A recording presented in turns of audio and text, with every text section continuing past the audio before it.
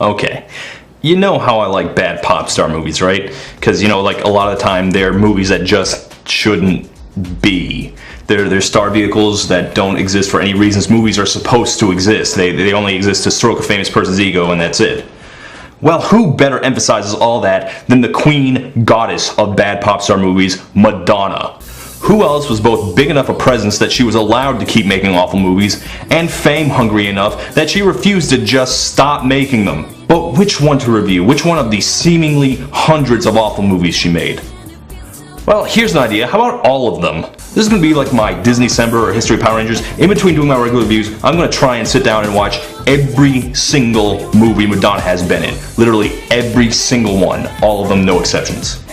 Yes, I'm a masochist. Join me, won't you? Ladies and gentlemen, this is Cinemadonna. Everybody comes to Hollywood. They're gonna make it in the neighborhood. Well, we're going to start the series off right with Madonna's first attempt to transition into film stardom, her first big movie, Desperately Seeking Susan. Now, unlike most other Madonna movies, this one doesn't really have a bad reputation. People remember its name, it did decently at the box office, got pretty good reviews, and Madonna got good reviews for her performance. And Madonna isn't even the star of this, she's like the third lead, but most people remember it as a Madonna movie regardless because she's the most memorable part of it. Madonna probably wouldn't have the momentum to make bad movie after bad movie if not for this one early success. Which is really strange to me because here's the God's honest truth. Desperately Seeking Susan is desperately boring. The people I was with all started calling it Desperately Seeking Plot, but in retrospect that's not fair, it has a ton of plot. Way too much plot. Let me try and sum it up. Rosanna Arquette plays a bored, sad, meek little housewife who lives vicariously through reading other people's personal ads and wishing she were them. She's basically Marie from Breaking Bad. She's probably not far away from shoplifting and stealing spoons. Meanwhile, Madonna's character Susan sets up meetings with her boyfriend Jimmy through the personal ads whenever she's in town. I wasn't clear on why she can't just call him on the phone like a normal person, but whatever. They send messages back and forth. That's how they hook up. Now they're in New York. Yeah, Rosanna reads the ads so much she's actually noticed this pattern. This or any other movie, she might be a schizophrene, but yeah, she's right. And she goes to the meeting place and follows them around because she's just that bored and lonely. Also important, in the first scene, Madonna steals some earrings from the last guy she was with, and that guy got killed by someone looking for those earrings because apparently they're stolen Egyptian artifacts. And now the killer's after her, but she doesn't know why. And anyway, Madonna's got this god-awful, butt-ugly jacket. And she pawns it off, and then Rosanna decides to buy it, because it's 1985, and every girl in America is trying to be Madonna, including her. But Madonna left the earrings in a locker, and the key to the locker in her jacket, and when Rosanna tries to give it back to her, the killers come after her, and she bumps her head, and no shit, she gets amnesia. Susan, I'm Dez, I'm a friend of Jim's. What happened? And she starts thinking she's Susan, and holy crap, this sounds crazy, right? This sounds like some wacky, madcap screwball comedy. But here's the thing, it's played completely straight. It's not like a farce or anything, it's fairly serious, and it has no momentum at all. For Christ's sakes, she just got goddamn amnesia. This should be a big moment, but it isn't. It just kinda happens. The whole movie is just stuff kinda happening, just meanders from spot to spot. It really is god-awfully boring. Like, if you're gonna have a plot this stupid, it's gotta be packed with manic energy. Mr. Body, been on the floor. He jumped up. The murderer came out of the secret panel, picked up the candlestick. Mr. Body followed this out of the study into the hall looking for an escape. The murderer crept up behind him and killed him. Is he tall? I mean, Jim. It's about medium. Is he sort of thin? Sort of, my build. The worst offender is Aidan Quinn, who's the film's leading man. His character just shows the fuck up out of nowhere, which is the first problem. But the bigger issue is he speaks with all the passion and energy of roadkill. First of all, I get thrown out of my ass on the sidewalk. Then I have to fork up $200 bail. You know, I really don't need this shit, Susan. I really don't. Fine.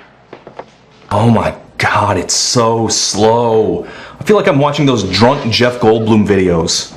The other day, I'm buying a chair while sitting in a chair. It's a funny story. Like seriously, it's so slow, you half expect Stephen Wright to show up. Gary? Larry? Looks great. Any word from Roberta yet? So they try to figure out what's going on by retracing her steps using the apparent billions of things Madonna left in her jacket. Like, if it was just meant to be silly, it'd be fine, but when it's this serious, you have to start thinking about plot holes. She has amnesia, doesn't remember who she is, well, why don't you just take her to the hospital? Or the cops. Duh! I found this in the suitcase. You ever hear of it? She ends up at a magic show Madonna was at earlier, and for reasons I don't understand for a second how this makes sense, she decides to take a job there as an assistant. Are you looking for a job? Yeah, I think I am. She thinks she's looking for a job. No, I am. What? And then at some point later, the killer's after her, and she runs away and bumps her head and unamnesias. This must happen to her all the time. Bonk. Who am I? Bonk. Oh, right. Bonk. Who am I? But even when she knows who she is, she decides to stay where she is. I don't see how that makes sense either. Like, she realized her husband was cheating on her, but, you know, stay, whatever. And then she arranges for everyone who knows her to meet her at the magic show, which she's still performing in for some reason. And then the killer's there too, and it turns into this whole thing. What? How do curtains work? Bonk. And now he thinks he's Susan. I'm kidding. And look, here's the big problem. The idea is she's sad and unfulfilled and wants a fun, adventurous life like Madonna has, and then her dream comes true. She gets her adventure. But you know, this is it? Performing in a dive bar magic show, sleeping in an empty apartment? This is the grand love story she wanted to star in? Romancing the Stone, this is not. I thought at the end of it she'd learn there's no place like home, but no, at the end she leaves her husband. And does what? I don't know. Live off alimony the rest of her life? Go sleep on the floor in Aidan Quinn's barren hovel? She didn't have a job or skills or anything. So why do people sorta kinda remember this movie? Honestly, I think it's because Madonna is in fact pretty good in this. She plays like this callous party girl who lives this crazy bohemian life, apparently dating several guys at once, crashing wherever she can. Okay, seriously, wouldn't that just make you sweatier? Anyway, I wish they actually told us what her deal is, but they never do. From what I can tell, she apparently lives a pretty interesting life among interesting people. Basically, the only time the movie comes to life is when Madonna starts dancing to a Madonna song. Into the Groove is Madonna's best song, for the record. I wish there was more stuff like this. This movie is filled with enough gaudy colors and stupid outfits. It looks like Pee-wee's Playhouse. But the film is so badly made otherwise, it never really looks attractive enough that we'd want Rosanna to experience it. And while she's trying to hunt down her jacket, she runs into Rosanna's husband and starts, you know, screwing up his life. You half expect them to fall in love. Honestly, I think the only reason the film doesn't go there is because the husband is a horrible, yuppie piece of shit. He did not deserve to bang Madonna in her prime. No one wanted to see that. And again, Madonna does turn in a pretty good performance. It also marks that brief moment in her career where she could play a street rat. Almost everything after this will play on the fact that she's the biggest superstar in the world. So yeah, mostly I'd call this one a failure. But it does have its moments. It's got fans, which is more than you can say for a lot of what's about to come after. Because after this, Madonna is going to be in movies where she has the starring role. Stay tuned.